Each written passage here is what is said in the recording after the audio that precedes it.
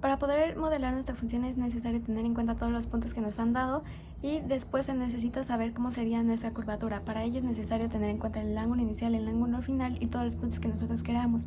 Después se necesita saber nuestra circunferencia, que necesita el radio de circunferencia y el coseno del ángulo inicial.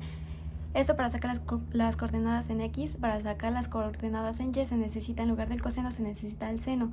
Y esto en la primera curvatura. En la segunda curvatura, en lugar del ángulo positivo, se utiliza el ángulo negativo. Después se necesita sacar tres vectores teniendo en cuenta tres tramos. El primero del ángulo del punto inicial, del primer punto al primer punto de la segunda circunferencia, del primer punto hasta el último punto.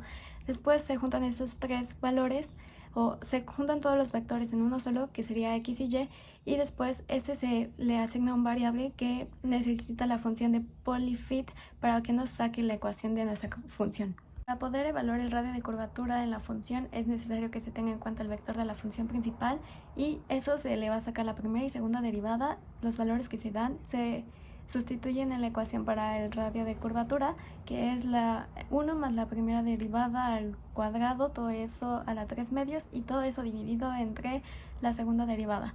Si estos valores te da menor que 100, entonces significa que se derrapa el auto. Para sacar la velocidad máxima que tiene un coche al circular en una circunferencia o en una curvatura, es necesario tener en cuenta dos fuerzas principales, que es la fuerza de fricción o de rozamiento y la fuerza centrípeta.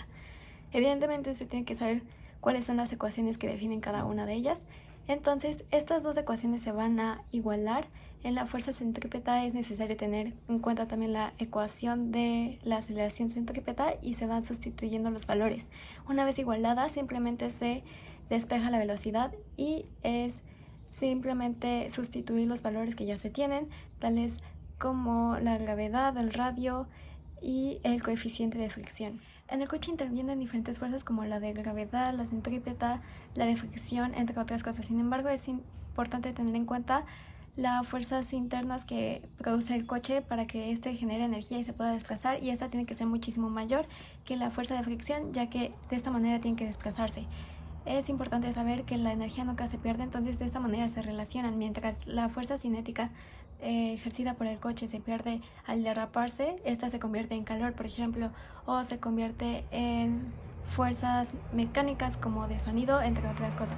Para poder simular el movimiento de un coche en MATLAB es importante que se tomen en cuenta los vectores de aceleración y velocidad que se sacan tomando en cuenta la fricción y tomando en cuenta el método de Berlet. Una vez se sustituyen en las funciones que hemos tenido previamente para poder ir sacando el movimiento, la posición, el desplazamiento, y es necesario que la velocidad nunca llegue a su punto máximo, sino que se vaya reduciendo la aceleración para que no se salga de la curvatura.